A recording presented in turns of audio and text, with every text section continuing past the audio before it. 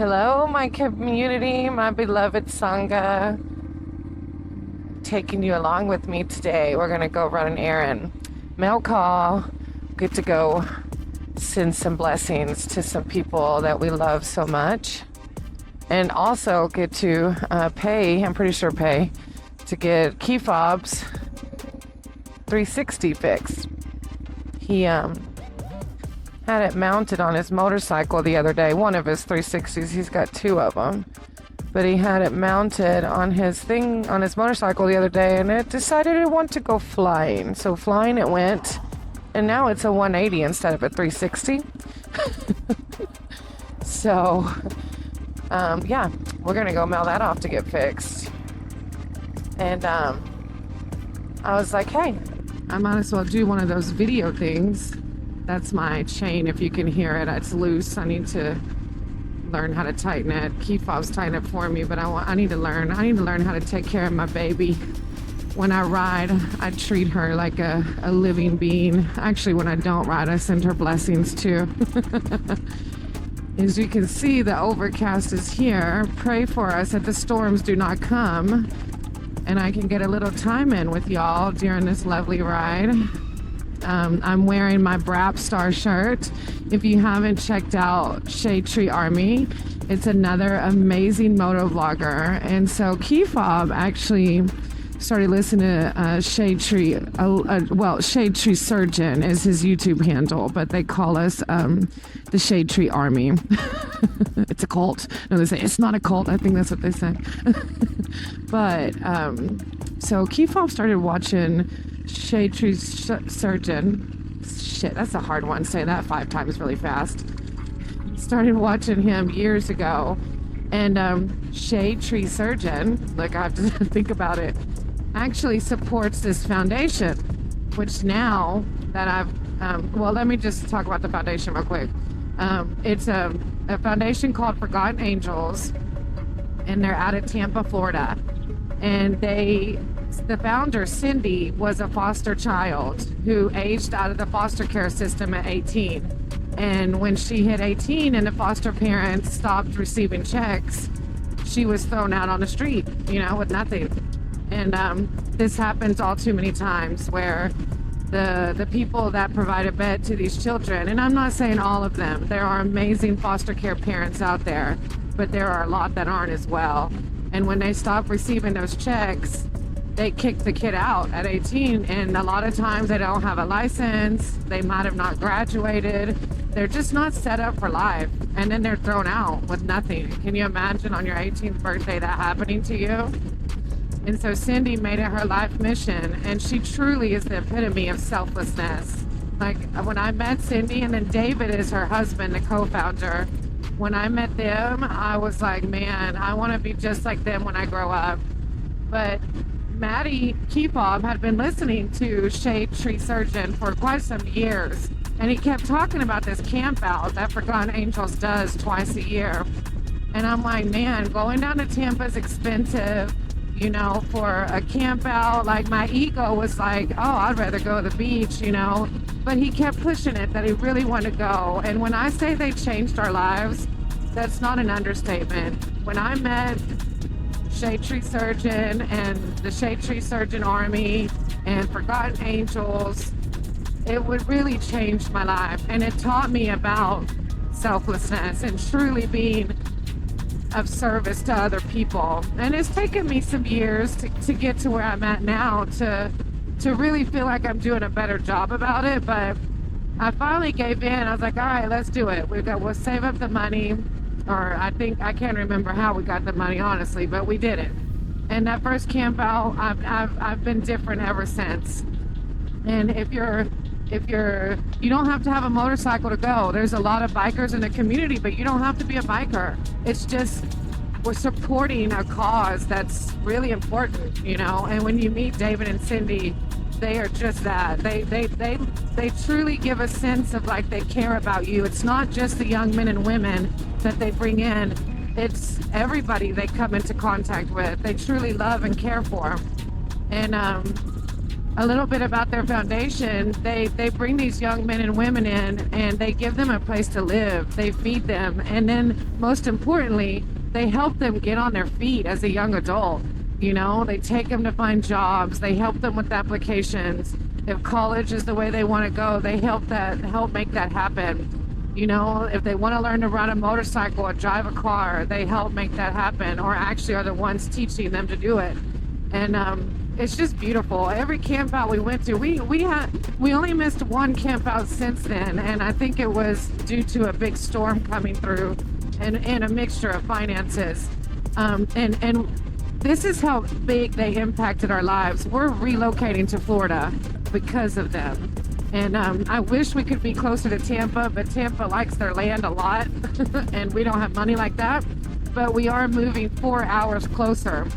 And so that's how big of an impact they've had. And when I mean genuine, it just really is genuine. You gotta go. There's a camp out coming up. I'll post the flyer because I can't remember off the top of my head the dates, but it's in October. And Keep Bob and Brainy will be there. And it's just an amazing time. If you can come, you gotta come. And it's just fun. And hey, if you want to learn to ride a motorcycle, every camp out we've been to, I've watched David teach people how to ride motorcycles. He's even helped me, because when I first met them, I was having a hard time with the curves still on my own motorcycle. And I didn't have to learn shifting because I have an automatic. But I still was very hesitant with the curves. And he took time and energy into me to help guide me through that process of riding confidently. And yeah, we were on a live the other day with Rainy Rider. If you haven't checked out Rainy Rider, that's another one. And he was asking me, because you know I do tarot readings, he was like, hey, I'm going to be doing this karaoke, like fundraising for Forgotten Angels at the camp out, basically while we're there. You know, I guess leading this karaoke thing, and any money raised would be towards Forgotten Angels. And he said, have you thought about doing tarot there? And I actually have, because there are people that come to the camp out and they sell things to give to people or to offer to people, and everything made goes to Forgotten Angels directly. So I had already been thinking about it actually, but I didn't know if people would really want readings, you know. And Rainy Rider said, hell, I'll get a reading. So I think I'm going to make it happen. I've been crocheting, and so I've just crocheted a bunch of different things. And I think I'll keep doing that and bring that with me just to help the cause, you know. And even if you can't come, if you have a little money to give, you know, Forgotten Angels, Tampa, Florida, and I'll link it too. It just makes me remember how blessed we are. And with my tarot readings, that's what I found. You know, I got to hop on yesterday and do a live. And when I first started reading tarot, I was always interested in tarot before I really became spiritual, and I was seeking religion more so then, trying to find a home, trying to find what my higher power really was to me. And I remember seeking tarot readers, and they were so expensive, and I just wanted some deeper spiritual connection. I was like grasping at anything, you know, and I just had to realize that the deeper connection was within me, you know, but I was seeking outwardly for it. And I remember being sad that all I wanted was that connection, but they're so expensive a lot of times. And so once I had my awakening 6 months ago, and you know, an awakening isn't, for me, it wasn't like this one time the skies parted. It was a gradual process, and it still is happening, and it will cultivate the rest of my life, I know. So when I say spiritual awakening, take it lighthearted. You know, don't take it like, oh, the skies are opening. That's not at all what I'm talking about. It's just an awakening to a slow, gradual process of who I am, and God is within me at all times. And all I got to do is seek inward, and I'll find him or her or it or source, whatever you want to call it. And so when I had this awakening, and it cultivated through meditation and sleep hypnosis, I started to love myself, and I had never experienced that. And then I was like, well, I knew the divine was within me, and I knew tarot was used to just seek your higher power, you know, on a daily basis, even more so than through prayer and meditation. So I was like, why not another avenue to connect with the divine? Sign me up. And I ended up getting an oracle deck at first, and it's called Spirit Allies, and it was an amazing oracle deck, and I love it because it really gave me cards at the right timing of what I needed to hear. And it was still whenever I was tapering from my alcohol and addiction. Once I started to love myself, I started to taper myself before I went to rehab. Rehab was actually a last second thing. I thought I would be, my intention was just to taper off of everything. And then, you know, I didn't really have a plan to go to rehab. And as I started doing that and started reading my oracle deck, it kept speaking to, you know, these unhealthy habits and just validating what I was doing, that I was doing the right thing, that yes, it's a hard road, but I'm guided, I'm loved, and I'm protected. And if I ask, I will always receive, as long as it's for the highest good, you know. My higher power is my Santa. I can't expect to ask for $1 billion because me having $1 billion is probably not for my highest good. You know. But anyways, there was a big old tire in the road. Lost track. I signaled for keep fob to see, or I don't know what it was. Either way, we're fine. He's good. I lost my train of thought though. But with the oracle deck, yeah, I was just so grateful. And once I read with my oracle deck for a while, my confidence got up, and I was like, all right, I'm gonna pick out a tarot deck. And I had one, and I couldn't really identify with it at first. I picked it out myself, and the guy at the bookstore, he was very like a metaphysical person, a spiritual person, and he's like, they say that your tarot deck should be picked out by somebody else. And so I don't know if I put that bad juju into my first deck or what, but I couldn't connect with it. I took it to rehab with me, and I couldn't connect with it, so I ended up gifting it to another spiritual being there. He was an amazing person that I got sober with, and a very, very much a healer as well. And so I gifted it to him, and I hope it's serving him well today. But I just stuck with my oracle deck for a while. And so when I got back from rehab, I told Keefob, I want you to pick out my tarot deck, you know. And so we went to a store, and I had actually went to tell him, like, hey, pick out a deck for me. And he had already done it. He had picked out the doggy deck, which is how I got the name Doggy Tarot. And it's such an amazing deck. It is brutally honest. It will call out the character flaws quick, but you know, with tarot, it does take both sides. And sometimes the cards don't make sense, but the future comes, and then you're like, oh, that makes sense now. But I was giggling because I named, that's how I got the brand name Doggy Tarot, because my deck is doggy. Well, I made these business cards because it brought me so much spiritual happiness, and I really wanted to share that with people. So I branded it Doggy Tarot, and I took these business cards to coffee shops and metaphysical stores and said, hey, I'll do free readings for you to help draw on business and hopefully give me some in-person clients. And none of that happened, but people have been going to this medical physical store. If you live in Warner Robins, Georgia, it's called Arcane Moon. It's an amazing little establishment, small, you know, intimate, and they're just an amazing couple that runs it. And they have my business cards, and people have been coming in to ask, apparently, and they gave my card to somebody. So I got this voicemail, and this voicemail was asking about Doggy Tarot, and the person actually asked me if I could read for their dog. And I thought they had gotten my number from YouTube, because, you know, I do the lives and my card is on there, you can see my number.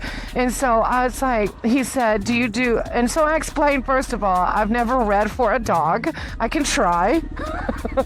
But I read for people, and I explained why it was called Doggy Tarot, because of my doggy deck. And so he was like, no, I really want an in-person reading. That's ultimately what they were seeking. And it was for his cousin, who it was her birthday.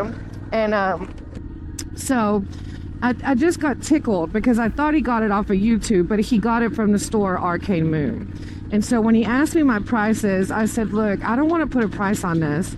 Whatever your heart leads you, because I remember seeking this, as I said, and I couldn't afford it. So look, maybe just gas, because I live 30 minutes from where they wanted to meet up.